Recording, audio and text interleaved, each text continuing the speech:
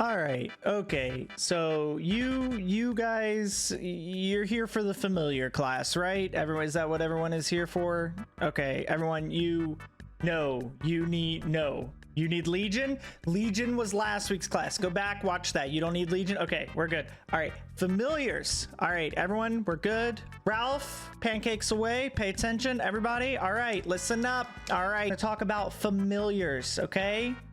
All right, familiars. You guys have probably heard that term a lot. All right, so let's start with the basics. Okay, what are familiars? Right, what are familiars? Does anyone know? Of course you don't. You're idiots. Anyways, familiars are summons. They give you different stats, passive effects, things like that, and these effects can range from anything like healing your party during battle to stat lines, boss damage, IED, etc. Okay, so the bonuses, right? Little creatures that you summon that give you bonuses. Great. All right, so how to unlock familiars? For some of you guys, you might have already done this. Some of you are like, oh, I don't even know what that is. All right, the first step is going to be reaching level 13. It's very hard. Okay, reach level 13, you go here to your light bulb. There's going to be a quest called Roro and Me. Click through it, and it's gonna be this little thing right here is gonna talk to you. All right, after you click through that quest, there might even be one that says like Roro's first upgrade. I don't know, I don't remember. All right, if you finish it, and you're gonna get this little guy here in your equip area. All right, everyone see that? Following along? Great. Double click it, boom, bam. Right here, this is the familiar menu. Okay, your system's gonna look different. Okay, your system's gonna look a little bit different because you can see here I can equip 3. Okay, you see how I can equip 3 familiars, and then these are gonna say locked, right?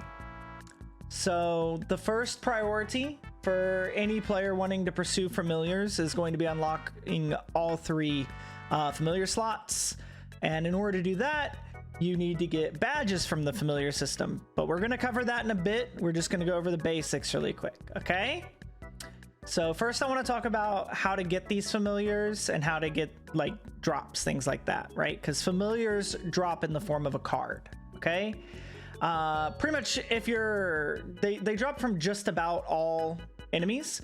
So if you're farming, pretty good chance it's gonna drop a card. Okay, pretty much anywhere. There's a few minor exceptions to this rule, but as a whole, if you're grinding, you know, you're gonna get familiar cards. Okay, really important thing to note throughout this guide is that familiar cards are affected by that drop rate.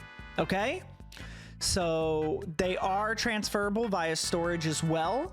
So what that means is if you have a main character that you've already got your meso and drop gear, right, you can farm familiar cards and send them to like a secondary main that you might be working on, or send them to a character if you want to, you know, farm all of the ones that you need for the different badges, which, like I said, we'll get to that in a second. If you want to farm all of that on one character that has high drop rate, that would definitely be recommended if you're going to be transferring it to other characters. Okay, so, and as you can see here, I have some familiar cards here, and I can transfer those. Okay, so just go talk to the storage guy and everything will be good there. Okay, so that would be my recommendation. Obviously you don't have to do that, or if you're not established with a meso and drop gear, keep an eye out for that guide coming.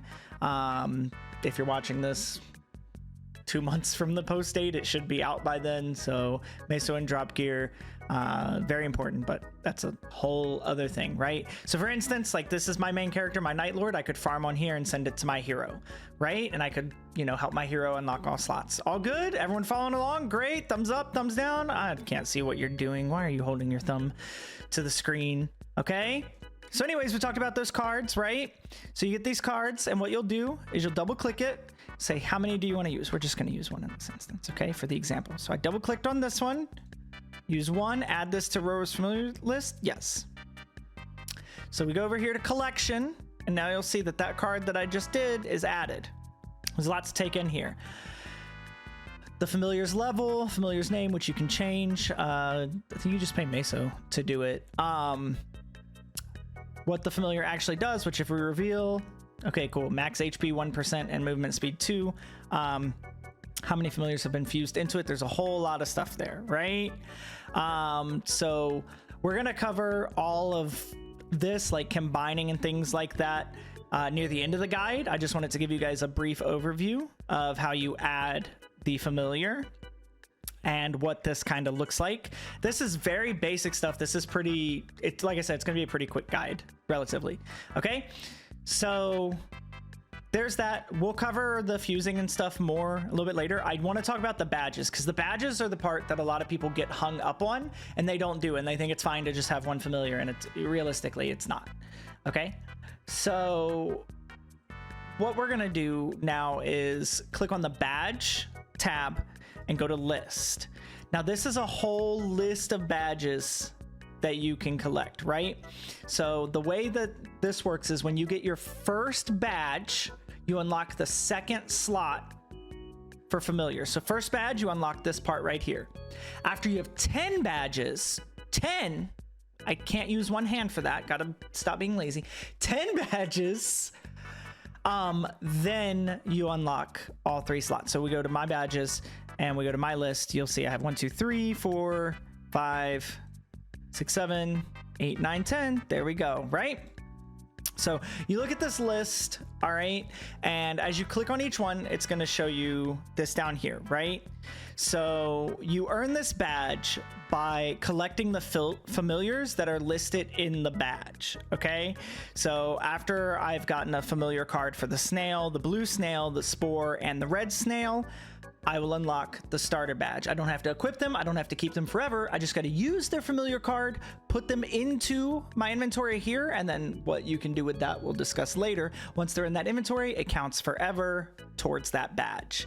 Okay, so there's a bit of bait here. We're going to spend a little bit more time on this.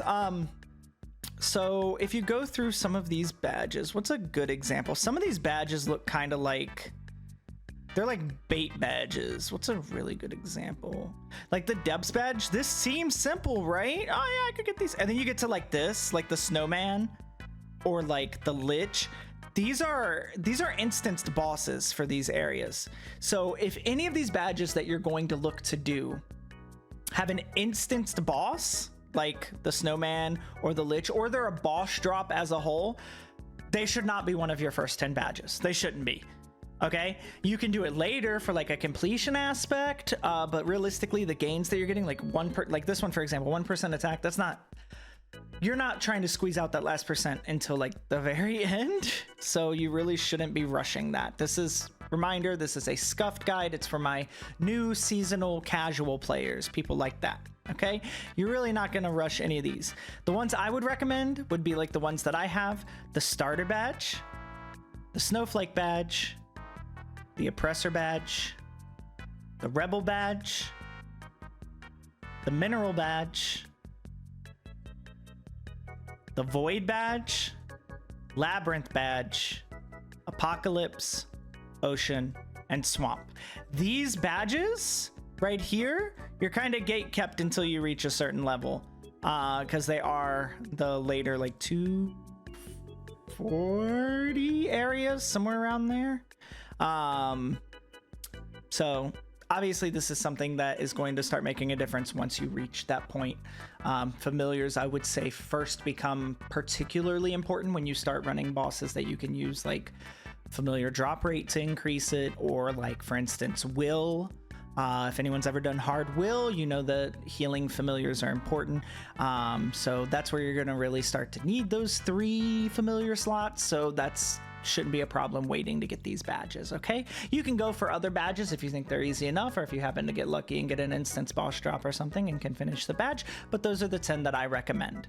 Okay, questions, comments? No? Okay, we're keeping going. Great. So now I want to talk about the familiars. We've already talked a little bit about, you know, the information to dissect there. When we click on this, you know, you've got the level, the attack, the defense. The attack doesn't really matter. The defense does matter. The defense actually is kind of important because the combined defense of the familiars you summon decides how long the familiars can be summoned for, and how long like your summon gauge lasts. But On reboot, this is heavily capped due to familiars capping at level 5 right here. Level, you'll see. What do I got? Do I got one that's level 5 that I can show really quick? Yeah, like level 5. See, so it's capped at level 5 on reboot, so you're not going to really be able to get the defense to the cap, which I think is like 100 combined defense or something like that. It gives you an extra hour a day. So not really going to focus a ton on that, but it's, you know, fun little tidbit. Okay, now let's take a look at these. You're going to notice a lot of these have different outlines, right? Gray, blue, we got some purple ones, some orange ones, right? Or yellow, I guess. Orange, yellow. All right, that is common, rare, epic, and unique, respectively. And these rarities refer to what lines can be rolled in the stat window. For instance, you will see, which one is it? Right here, I have an epic that has ignore 20% monster defense. You can't roll that on a rare. Rare can't have 20%, right? Or like right here, continuously restore a large amount of HP and MP to party members as a unique. You can't roll that on epic. I think you can only roll large self HP, if I recall. So the importance of tiering these up is you get better potential lines that you can roll. Okay, so revealing familiars, you could reveal your rare familiars to start, but primarily what you're going to want to focus on are the epic and unique familiars. All right, a quick overview of what familiar lines you want to keep out for as you're rolling. If you reveal a rare, something that you could see is like 15% IED, restore HP to self, restore HP and MP small, and attack and main stat 2%. These are not great, but for starting out, if you happen to reveal a rare that has it, it might help you out a bit.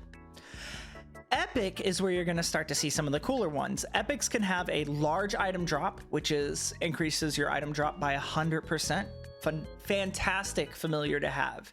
If you can roll that early, more power to you. That's awesome. Okay. Large meso drop, which means that the meso bags, you don't have to have you don't have to worry about having drop gear when you're farming for meso bags. You can actually just use that meso familiar. So just some food for thought. You won't really need that one, but if you roll it, hey, it could be something useful down the road if you find yourself in a situation where you need, you know, you want to take off the drop gear and it's going to make you more efficient for the meso bag farming. Whatever you want to do, right? IED 20 and 30% can be found on epic. Attack and stat 3%, and magic attack, of course, 3% can be found. Large HP self and boss damage 20 and 30% can be found on epic. If you find those, good job. All right, now unique is where most people end up taking their familiars and revealing. Okay, unique, the main ones you're looking for is like a large party heal. Okay, boss damage 30, 35 and 40%, IED 30, 35, 40%, crit damage 2 and 3%. It's a pretty good damage increase. Attack and magic attack 5 and 6%, and stat 5 and 6%. Okay, so all these previously mentioned lines will probably be useful in some way, but ideally you're going to want some of that sweet boss damage or IED. All right, now in order to get the epic or unique familiars, generally what you're going to do is while you're farming, right, you get these, you'll get a rare drop. You'll get plenty of those while you're farming meso.